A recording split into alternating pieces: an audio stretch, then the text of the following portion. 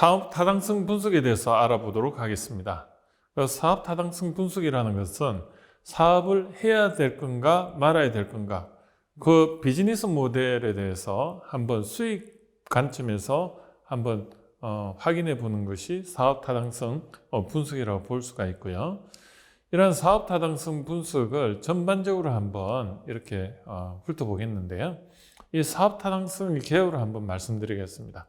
이 사업 타당성 분석을 하는 목적은 어떻게 보면 기업 가치를 극대화하기 위한 사전 조사라고 보시면 되고요. 실제적으로 이제 비즈니스 모델을 도출했는데, 이게 어떻게 보면 이 기업의 어떤 수익을 창출하는데 얼마나 기여할 거고, 앞으로 몇 년간 이런 수익을 낼 것인가, 그리고 그 수익을 다 현재 가치로 합했을 때 이 기업 가치가 되는 것입니다. 그러므로 이 사업 타당성 분석은 굉장히 중요한 첫걸음이자 방향을 이렇게 제시한다고 볼 수가 있는데요.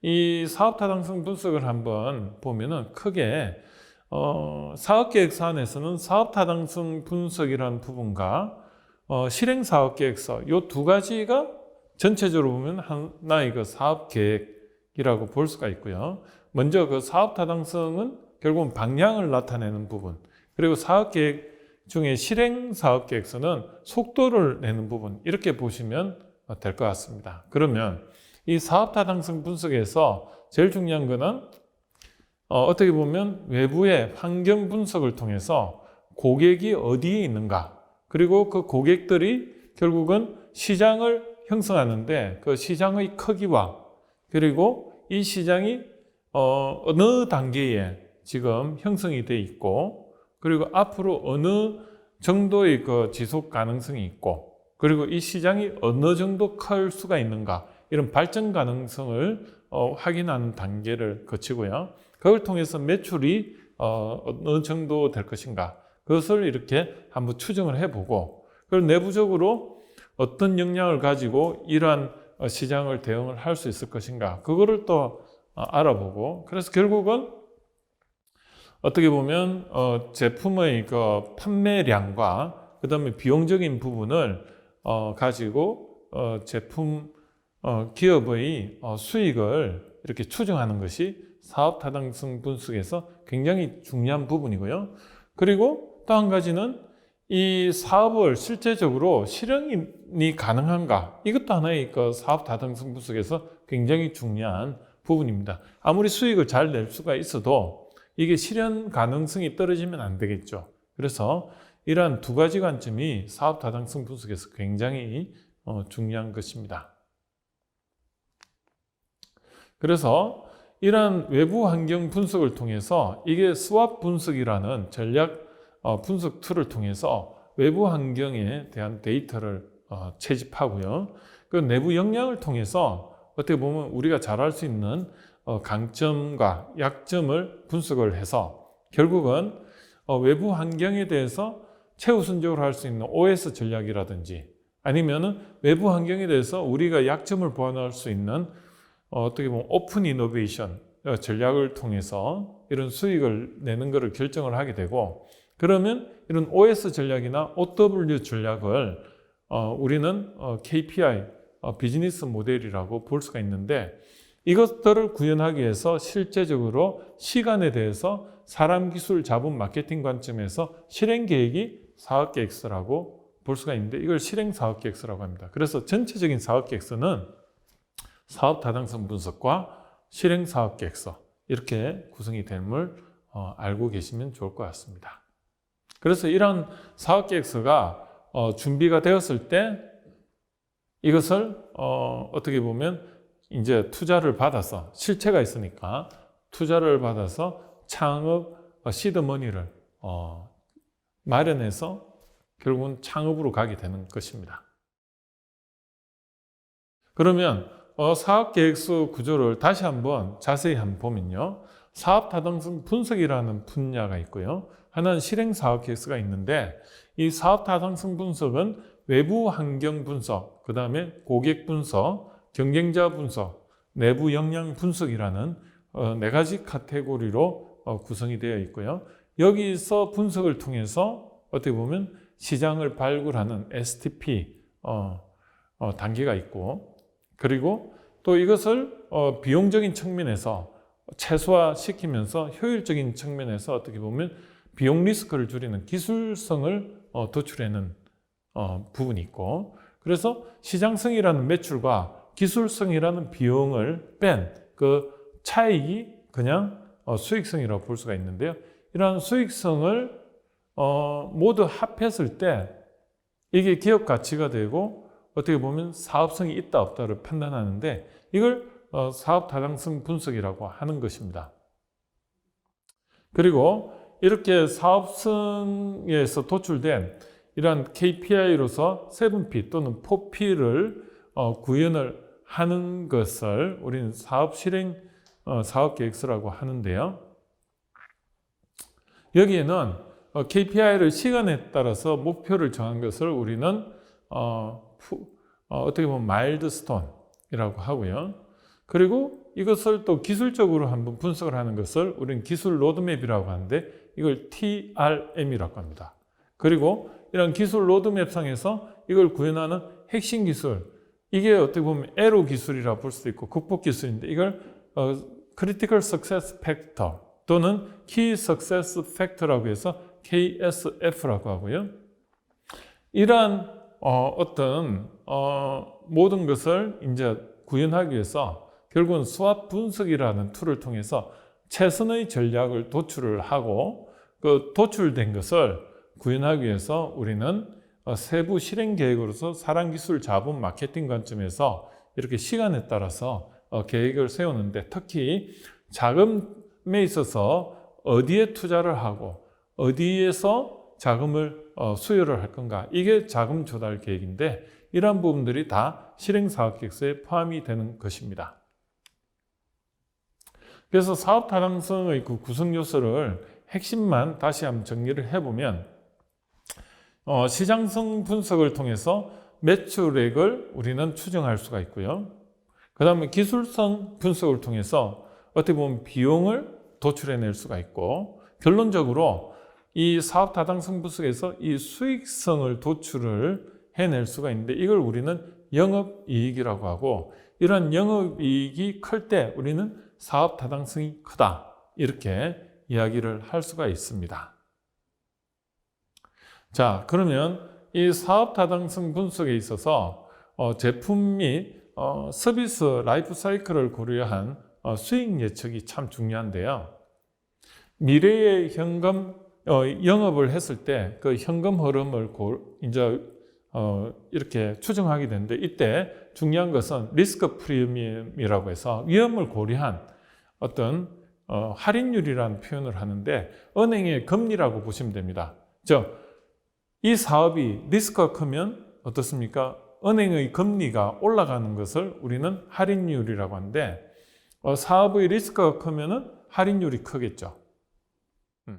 그래서 이것을 우리는 이제 어떻게 보면 프로덕트 이제 라이프 사이클 매니지먼트죠.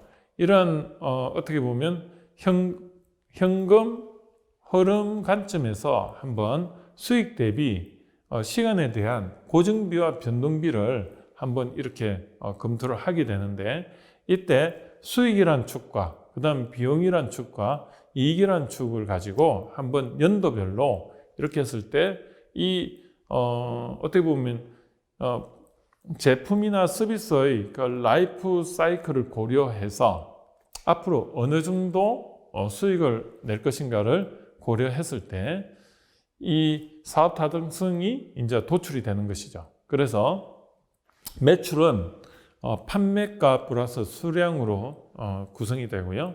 비용은 품질과 원가 절감의 곱으로 이렇게 판단할 수가 있는 것입니다. 그래서 그걸 우리는 기술성 분석이라고 하고요. 그래서 이익은 매출에다가 비용을 차감한 금액이 되고요. 이것들을 현재 시점에서 이렇게 도출한 것이 결국은 사업 타당성 분석의 핵심 결과물이 되는 것입니다. 그러면 이 사업 타당성 분석을 우리가 그 비즈니스 모델에서 9블록이라는 그 프레임에 넣어서 한번 보시겠습니다. 이 사업 타당성 분석을 우리가 이제 막연하게 이렇게 추정하기에는 굉장히 처음 이렇게 사업 타당성 분석하는 분들은 굉장히 막연할 것입니다. 그래서 시장성은 커스터머라고 보면 되고요. 이 고객을 대상으로 어느 고객이 우리의 고객인가 그런 시장을 한번 이렇게 추측을 이 커스터머란에다가 한번 그 시장의 크기를 한번 넣을 수가 있고, 그리고 이런 시장에 대해서 우리가 프로덕트나 프라이스, 즉 가성비가 좋은 제품을 여기에 제공하기 위해서는 프로모션이나 플레이스 관점에서 비용이 분명히 투입이 될 겁니다. 그래서 이런 프로모션과 플레이스, 그런 프로덕트 프라이스, 이 포행 관점에서 어떻게 보면 비용이 발생하는데 이런 것들이 결국은 마케팅 비용이 되는 것이고요. 그 다음에 이러한 프로덕트를 구현하고 그 다음에 가격을 산정하고 그 다음에 마케팅 비용을 도출하기 위해서는 어떻습니까? 준비하는 비용이 또 드는 거죠. 그래서 그것을 우리는 사람을 투입을 하고 자금을 끌어오고 그리고 기술을 어떻게 보면 준비하고 그리고 또 마케팅 기획을 해야 되는 이런 것도 가장 큰 비용이 될 것입니다. 이런 비용 요소들을 전부 코스트라고 했을 때 이러한 코스트가 결국은 어떻게 보면 이제 수익의 비용을 빼는 하나의 그 원가 구조라고 볼 수가 있는데, 사업 계획서에서 제일 마지막에 이제 우리가 또 원재료를 어디선가 구입을 해오거나 아니면 유통 같으면은 제품을 사입하는 비용이 될 수도 있고요. 지식 제조업, 즉 서비스 쪽에서는 컨텐츠를 사오는 비용이 될 수도 있고 개발 비용이 될 수가 있을 겁니다. 이런 서플라이어 관점에서의 비용까지 고려했을 때 이런 9블록에 어떻게 보면 이 커스터머 부분은 수익이 되고요. 나머지 부분은 비용이 될 겁니다. 그걸 우리는 이 커스터머 쪽을 베니핏이라고 하고요. 그 다음에 코스트 부분을 우리는 이 모든 나머지 부분을 코스트로 이렇게 산정했을 때 결국은 이게 사업 타당성 분석의 하나의 비주얼 시각화시키는 그런 하나의 9블록의 사업 타당성 분석 툴이 될 수가 있는 것입니다. 그런데 미래에는 어떻습니까?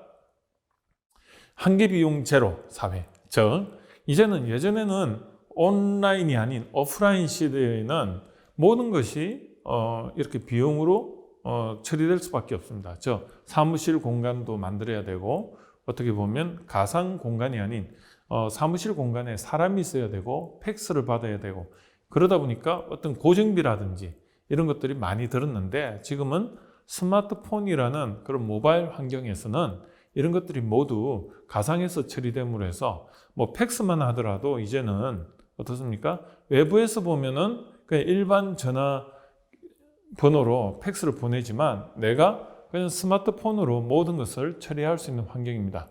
이걸 우리는 비용이 안 드니까 제로, 한계 비용 제로라고 말을 드릴 수 있는데요.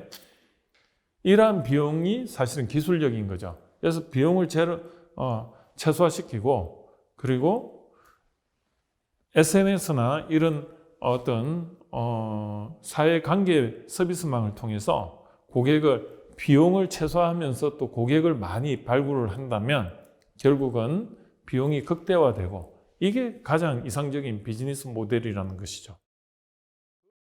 그것을 구현하기 위해서 이제는 보면은 이 9블록에서 보면 앞으로는 빅데이터를 많이 활용을 하는 그런 비즈니스를 했을 때 수익이 많이 창출이 될 것 같고요. 그 다음에 이 프로모션 관점에서나 아니면 플레이스 관점에서는 이제 미래의 첨단 기술인 IoT라든지 온라인, 드론 택배 이런 걸 활용해서 어떻게 보면 비용을 많이 줄일 수가 있고요. 또 3D 프린터라든지 아니면 서비스 로봇 이런 것들을 이용해서 이제 지식 제조업이 가능한 그런 환경에서는 굉장히 혁신적인 어떤 제조를 통해서 비용을 또 줄일 수가 있는 것입니다. 그 다음에 마케팅은 SNS를 활용을 하고 그 다음에 메소드로서 어떤 기술은 앞으로는 오픈 이노베이션으로서 어떻게 보면 내가 직접 어떤 비용을 많이 들이지 않고도 활용할 수 있는 그런 어떤 구독 경제라고 하는데, 이제 리스로서 모든 것이 해결이 되는 그런 시대가 됨으로 인해서 그냥 적은 비용으로도 모든 것을 이용을 할 수가 있기 때문에 제조 비용을 획기적으로 줄일 수가 있고요. 그 다음에 이제 언제 어디서나 이런 스마트 워킹을 함으로 사무실이 따로 없으니 그 사무실 비용이 줄어들고요. 그리고 자금 조달도 지금은 어떻게 보면 누군가에게 투자를 받는 형태지만 이제는 제품 중심에서 클라우드 펀딩이라고 해서 제품만 주면 언제 어디서나 아주 이렇게 한 곳에서 많이 받으려고 하니까 조건이 까다로운데 이제는 푼돈으로 이렇게 모아졌을 때 큰 돈이 되는 이런 클라우드 펀딩을 통해서 자금을 조달함으로 인해서 어떻게 보면 개발자 입장에서는 어떻게 보면 창업 리스크에 따른 그런 갚아야 되는 돈이 아닌 제품 제조에 어떻게 보면 자본적 투자를 받는 거죠. 그리고 투자하는 사람도 그냥 용돈 정도의 커피 한 잔 가격으로도 투자가 가능하므로 이 커피 한 잔 가격이 없다고 해서 그분이 어떻게 되지는 않습니다. 그러므로 이런 어떤 생태계가 구현이 되면 비용이 굉장히 획기적으로 줄어들 거라고 보는 것이죠. 그래서 사업 타당성 분석을 이런 9블록으로 보면 결국은 한눈에 어떤 사업 타당성에 대한 인사이트를 얻을 수 있을 뿐만이 아니고 앞으로 미래에는 내가 비용을 최소화시키면서 그리고 수익은 최대화시키는 이런 아이디어도 얻을 수 있을 거라고 판단이 되는 것입니다. 그래서 사업 타당성을 한번 요약을 해보면요. 누구를 대상으로 하는가, 그리고 누구에게 이러한 니즈로서 why, 가치가 있는가, 그리고 이것을 왜 이 필요한 가치가 있는 사람에게 무엇을 제공을 할 것인가, 그리고 이것을 구현하기 위해서 어떤 자원을 동원을 할 것인가, 이런 것들이 결국은 이 사업 타당성의 하나의 고려 사항이 되고요. 누구를 대상으로 어떤 가치를 제공했을 때 이익이 극대화될 것인가, 그리고 그러면 이것을 위해서 내가 자원으로서 어떻게 보면 사람, 기술, 자본, 마케팅이라는 이런 비용적 요소를 어떻게 조달할 것인가에 대해서 아이디어를 가지고 이렇게 접근을 한다면 앞으로 이 사업 타당성 분석에서의 그런 개념은 여러분들이 충분히 인지를 하고 계실 수 있다고 저는 판단을 하고 있습니다. 그래서 재무계획 예시를 한 말씀을 드리고 싶은데요. 이 사업 타당성 분석에서 비용 산출은 어떻게 보면 투자 계획과 조달 계획으로 이렇게 표현이 될 수가 있습니다. 사업 타당성 분석에서 수익 구조는 이제 확보가 되었다면 비용적인 부분에서 어떻게 보면 제일 중요한 거는 소요 자금으로서 투자 계획이 굉장히 중요합니다. 사람, 기술, 자본, 마케팅에 어느 정도의 자금이 소요가 될 것인가, 그리고 그것을 위해서 조달을 어떻게 할 것인가, 이런 부분에 있어서 이제 이런 표를 하나 예시를 들었는데 여러분들이 이제 실행 사업 계획서에 요 표가 그대로 이제 가게 되는데 어떻게 보면 사업 타당성 분석에서 도출된 그러한 자료를 기반으로 투자 계획과 자금 조달 계획이 도출됨을 알 수가 있습니다. 그래서 이런 예시를 한번 보여드리는데 여기 보면 이런 투자 계획이 결국은 비용적인 측면입니다. 그래서 거기에는 운전 자금과 개발 및 시설 자금이 이렇게 표시가 되고요. 운영 자금에는 판매 관리비, 마케팅비가 되고요. 그 제품 원가 같은 게 이렇게 표현이 되고, 그리고 개발 시설 자금으로는 시제품 개발이라든지 시설 투자 이런 것들이 결국은 비용 요소가 되고요. 이걸 위해서는 구체적으로 어떻게 자금을 조달할 건가, 이런 것들이 이제 시기별로 이렇게 표현이 되는데 이런 것들이 구체적인 사업계획서상에 표현이 되는 것입니다. 그래서 이제 한 번 더 정리를 해보면 이 기업 가치를 나타내는 것은 이 사업 타당성 분석의 결과물이라고 볼 수가 있고요. 그래서 기업가치평가는 미래의 수익을 현재 기준으로 환산해서 합계한 금액인데, 이러한 미래의 수익들은 이 사업 타당성 분석을 통해서 어떻게 보면 시장을 찾아내고 그 시장의 매출이 결국은 수익이 되고, 또 그것을 시장에서 요구하는 비즈니스 모델을 구현하기 위한 비용으로서 사람, 기술, 자본, 마케팅 관점에서 어떻게 보면 동원하고 그거에 대한 투자 계획이 결국은 비용적인 측면이고요.